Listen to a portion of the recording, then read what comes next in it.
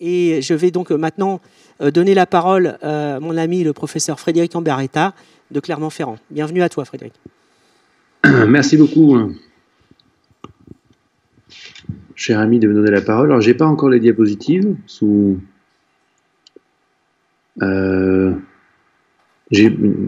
Merci, ça ira beaucoup plus simple. Donc, merci encore à toi, Marc, de me donner la parole, et je remercie les organisateurs du symposium, Cantel, pour m'avoir invité à parler de cas cliniques et de surface oculaire et de sécheresse. J'avoue que j'ai un petit peu craqué, à savoir que j'ai un peu débordé dans les 7 minutes qui me seront imparties. Je n'ai pas résisté à l'envie de vous d'évaluer le sujet, à savoir la sécheresse oculaire et les conséquences de la chirurgie. Si vous pouvez revenir en arrière. Merci. Ouh là, là, vous avancez. Donc, diapo d'avant, s'il vous plaît. C'est vrai que j'ai pas la main. Voilà, simplement, tout le monde le sait maintenant, l'intervention de la chirurgie au niveau de la surface oculaire, qu'elle soit réfractive, que ce soit une chirurgie de la cataracte ou du glaucome, peuvent aggraver ou déclencher un syndrome de sécheresse oculaire. Différentes études dans la cataracte ont démontré effectivement des perturbations préexistantes et secondaires à la chirurgie oculaire. On peut citer l'étude de Béatrice Kochner qui retrouve une aggravation des dysfonctionnements de glande de bonus en post-op, mais c'était une étude pas tout à fait... il y avait des études avec des éléments un petit peu partiels, donc on s'est confronté avec le Lacridiag à une analyse un peu plus globale de la surface oculaire et à ses conséquences post-opératoires d'une éventuelle sécheresse. Donc, diapositive suivante.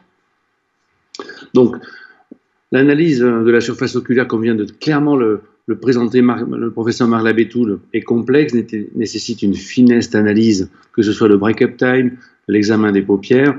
C'est un ensemble qui nécessite une grande rigueur d'examens qui sont objectifs. En plus, comme on va le voir, diapositive suivante, le JUICE-2 nécessite d'objectifs, des signes objectifs par l'OSDI. Nous avons essayé de voir la valeur apportée par ce Lacridiag dans l'analyse de la surface oculaire d'une éventuelle sécheresse dans le contexte pré- et post-opératoire. Diapositive suivante. Voilà, rapidement, comme l'a évoqué le professeur Marc Labétoul, cette machine permet, d'avoir un score d'Oxford ou de filmer et d'avoir une analyse qui permet d'établir un score d'Oxford, de filmer le break-up time, et il vous a parlé de cette étude qui permet d'avoir un intérêt dans la dynamique de ce break-up time, non-invasive break-up time, qui permet encore une fois, on verra la corrélation entre les deux, de compléter cette analyse, la hauteur du ménisque lacrymal, la version à queue des larmes, et l'interférométrie, qui permet d'avoir une idée de la quantité des films lipidiques. Comme l'a souligné le professeur Labétoul, c'est un élément important dans l'analyse de la surface oculaire, et la mammographie, la composante lipidique. Diapositive suivante. Donc, avec cet examen et un OSDI pour répondre au JUICE-2, le côté subjectif, nous avons démarré une étude. Diapositive suivante. La problématique étant, voilà, 100 patients opérés de la cataracte, un examen poussé avant la chirurgie, avec des diagnostics, avec des algorithmes ou non de sécheresse oculaire, et un examen un mois après pour voir un petit peu les résultats et les éventuelles conséquences de la chirurgie. Diapositive suivante. Encore, allez-y. Voilà, donc, tous ces éléments, et je vais vous demander d'appuyer doucement à l'opérateur pour faire apparaître 3 flèches. Si vous pouvez appuyer, elles vont apparaître. On se rend compte que en préopératoire, 58% de nos 100 patients opérés ont les critères de JUICE-2 de sécheresse oculaire, avec OSDI, Oxford, non-invasive break-up time et break-up time, appuyé encore 2 fois. Et l'analyse des différentes composantes nous a permis de les classer en hyper-évaporation, déficit à queue ou mixte, en fonction des anomalies observées. Diapositive suivante. Donc déjà 58% en pré-op. Diapo suivante. Voilà, en post-opératoire, un mois, même examen, qu'est-ce qu'on retrouve?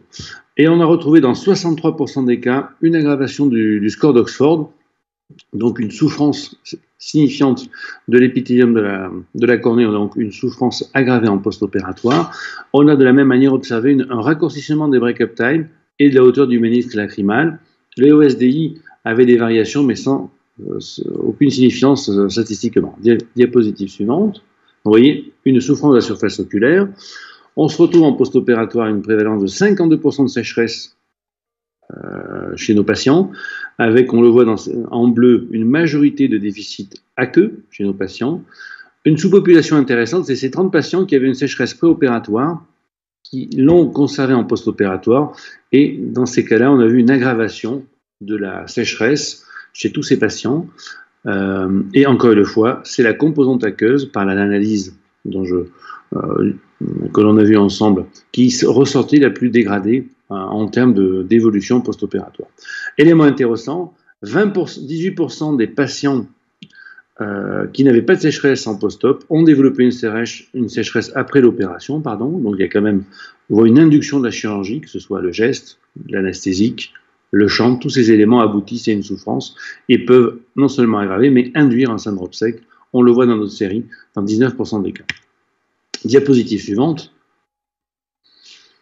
Élément important, à mon avis, à retenir, bien sûr, la sécheresse.